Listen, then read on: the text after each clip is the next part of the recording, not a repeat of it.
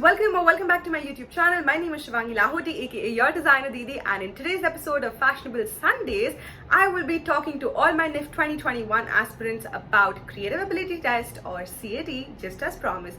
For those of you who are new here, hi, my name is Shivangi and I make a bunch of videos on fashion and design on this channel. Started about 4 years back, and here we are with a community of 70,000, close to 70,000 subscribers on this platform. So if you like my content, make sure to subscribe and hit the bell notification so that you don't miss out on any of the videos that will be coming, which are really meaningful. And this is a part of my Fashionable Sunday series, which is 5 videos dedicated to NIFT 2021 aspirants the entire month of January. And now let's quickly get into this video. The topics that we'll be talking about today are what is CAT, which is a creative ability test held by NIFT. Obviously, you guys know it already, but just an overview of the weightage, the syllabus, the stationery you should be carrying with you, how to attempt the question paper, some of my key tips and tricks for you, and of course, we'll end it with me solving a sample question. So make sure you stick till the end so that you don't miss out on any of the content and any of the meaningful informational stuff that I have to talk to you about, okay? So CAT is basically an exam conducted by NIFT to judge a student's basic fundamentals of drawing and designing. It is not an MBA examination paper, so don't think so either. The weightage for the exam varies for MDes and BDes. The other departments don't have this exam. They have group discussions and they also have personal interview rounds, but they don't have the CAT examination. This is only for MDes and BDes. BDes carries 50% weightage, and for MDes there is 30% weightage to this examination. The syllabus is actually really vast when you think about it. There's a lot, but if done the right way, I think it's pretty achievable, even in a month, very honestly. Okay, so the syllabus is basically the drawing fundamentals, having your elements of design and principles of design in place, your plan and elevation, basically the plan phase and the elevated phase of an object, your color terminology, shape and form, innovation and design, how innovative the student is in their design skills, in their understanding of a particular question and answering it in the best way possible, their innovation, their inspiration, the ideas that they put carry a lot of marks. You then have 2D to 3D shapes, which is also really important. Scale and proportions, getting your proportions right. Your human body can't be as big as the bus or, as big as the tree. Those are small things, right? But they make a lot of difference. Your proportions not just in relativeness to, the object surrounding it, but also proportions in terms of proportions within the object, right? So the proportions of the face, the proportions of the body. If you're working with, like, say, a cup, right? The cup can't be this big and the handle can't be this small. Small little things, but they make a lot of difference. Understanding light and shade, value, perspective drawing, 1 point, 2 point, 3 point perspective, imagination and doodling, optical illusion, picture analysis, developing themes and color associations. Like if you're given like a certain theme and you have to associate colors with it, say for example, very out of just on the top of my head right now, so things like purple or violet is a color associated with what? Right, it's associated with royalty. So if you're getting this kind of a theme where you have to develop a royal kind of a theme, maybe emeralds and purple are colors you would want to stick to. Drawing compositions, obviously all these things that you are learning, at the end you apply them for drawing compositions, which is a major part of the NIFT entrance examination. Also, just a quick heads up, if you are interested in studying drawing, I have a course called Drawing for Rookies, which I launched with Design Shala, and the course goes live tomorrow, which is 18th of January. And if you're interested, the enrollments are currently open, but we are shutting down enrollments on the 20th of January. So if you want to quick start and if you want to just quickly get started with drawing and get better at it faster, this might be a good course for you. Awesome. Now let's get back to this. Stationery that you can be expected to carry with you. Carry a lot of 2B, 4B pencils. I've actually done a very detailed video and the fundamentals remain the same. I've done this video I think 2 or 3 years back, but the fundamentals still remain the same. I'm going to leave a link down in the description box and you can go ahead and give it a watch. But in general, carry your 2B, 4B pencils. These are great for drawing. For shading, maybe 6B pencil. Carry a mechanical pencil for sure, but carry refills with it. This allows you, to save time on sharpening your pencils, and also when you're carrying your pencils, make sure they're sharpened, they're not like, blunt. Carry a good eraser, not erasers that leave a mark. Carry a ruler with you, preferably a metal ruler and not a plastic one, because the plastic one tends to break and has, a lot of times it has cuts, so it doesn't give you like a correct straight line. Carry at least one sharpener, but if you ask me, I would suggest carry two. I am really big on like carrying extra stuff that way. For medium, I would personally recommend pencil colors, and I've always been vouching for Luna Staedtler color pencils, which are water soluble color pencils. Go ahead and buy them. If not, you can also use your Faber-Castell or any other brand or Camlin. The idea is that you use only dry medium, no watercolors, no markers, and no poster colors. All of this is a big no-no, right? And also carry a black pen, not for drawing. This is basically something that you're carrying with you for writing your name on the question paper and other details in your roll call or whatever. You're not supposed to write the names, so your roll call basically.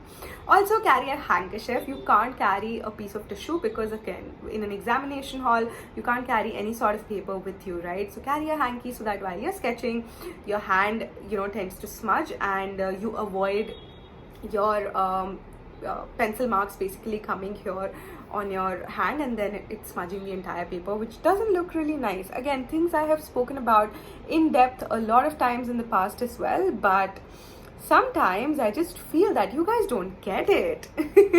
Okay, how to attempt the question paper. Now the big question, right? The answer is in the question itself. Please understand this. Read the question and reread it and keep reading it until you get the answer, okay? It is very simple. There are times when within the question it's already given to you that you're not supposed to be doing shading, you're not supposed to be using colors, only line drawing, only pencil drawing, and you end up still coloring. That's a mistake you make, right? There are a lot of times when it tells you in the question paper that draw a market scene in the evening, and you end up doing a morning scene. How do you represent or show an evening scene as different to like a morning scene, right? Those are things in observational skills, and those are like logics that you're being judged on. So please read the question paper before you get started and before you start answering. Don't just be too excited to just jump and start drawing already. All those Picassos and all those Van Goghs are there. Please hold your horses and look at the question paper, read it, realize what is there, and then answer, okay? And also, once you're done reading, decide on the question. Always, there are 3 questions at NIFT predominantly every year, 3 to 4 max, and these questions always have options. You're never given one question and told that you have to answer this only. You will always be given 2 to 3 options. Say for example, 2018, there were these questions saying that in 4 steps, show how you would fix a light bulb in the socket. Similarly, there was a question right under it that show how you would fold a paperboard in 4 steps.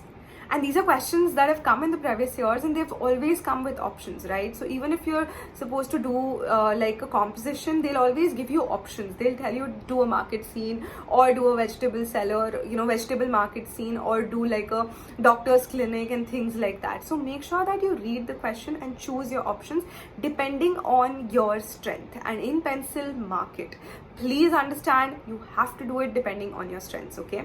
Now brainstorm and write down the key terms and ideas with a pencil next to that answer space. I don't want you to go ahead and start sketching on the first question that you read. I want you to first go through the entire question paper, decide on your options, mark it with a pencil that, hey, this is the one that I'm answering, so that you don't get lost and confused, and then go to the first question and brainstorm and write down key terms that you associate with it. This is so crucial and important. I feel it makes your life so much simpler if you just brainstorm and have like a rough gesture or a rough stick figure drawing of the actual composition or the actual thing that you would be doing in that particular question, right? Once you're done doing that, then get your basics in place. This is what I would do, and this is what I would suggest you to do as well, right? Because each question carries a lot of marks. This is not like your GAT where you have 100 questions and each question has 1 mark. This is your creative ability test where there's a huge chunk of marks, right? So there are 30, 40 marks, or like 50 and 25, something like that. So if you don't attempt a question, basically what you're doing is you are losing out on those 25 or those 40 marks, a huge chunk. So get your basic structure for each question right, get your pencil drawing in place, render it later, get the detailings done later, but just have your rough gesture in place so that A, you don't forget what you are supposed to be doing, and B, if worst case scenario you don't have a lot of time later, at least you would have something on that little blank piece of paper, and instead of getting a 0 you might end up getting a 5 out of 25. That's still something, right? But again, I would want all of you to basically get 100, but that's not possible, so we want to make sure that we don't make these rookie mistakes. Now, my key tips, my 2 major key tips. Get some human basic figure sketches ready, practiced to the T. These are things that you should really know by heart, whether it is a girl who's sitting or a man who's standing or somebody on a chair or somebody on a sofa. Get those basic 2-3 figures and practice them and memorize them, and those are the figures that you will place in no matter what composition. Now if you have a sitting figure, you can put her in a park. If she's sitting on the floor, you can put her, outside a mandir. You can put her maybe at the bus stop sitting like that on the bench. You can put her anywhere. If you have a standing figure or a walking figure, you can put that walking figure anywhere, right? So have these basic figures in place so that you don't struggle later. Another thing is have some basic mascot ideas, because mascot is a question that has been coming a lot of late, and I want you to stress on having a couple of mascot design ideas in place. Have your mascot ready. Have your cute little tiger or your lion or your billy or your, whatever it is, eagle, whatever it is that you decide, or your absolutely like innovative cartoon character that you've developed, which you're making your mascot. Have them in place and then use them depending on whatever the question comes. Just use them and change the logo for them, change the costume a little bit, because those are things you're being judged on: the color, the logo, and the costume idea. And of course, give it a name. Please give it a name. It's always advisable to give your mascots a name. It just gives the examiner an idea that, oh, this person's super creative, they've gone ahead and like named their mascot, right? So just make sure you pay attention to these few things, and I think you should be good. I hope I haven't overwhelmed you in the last 10-15 minutes just talking and rambling about CAT.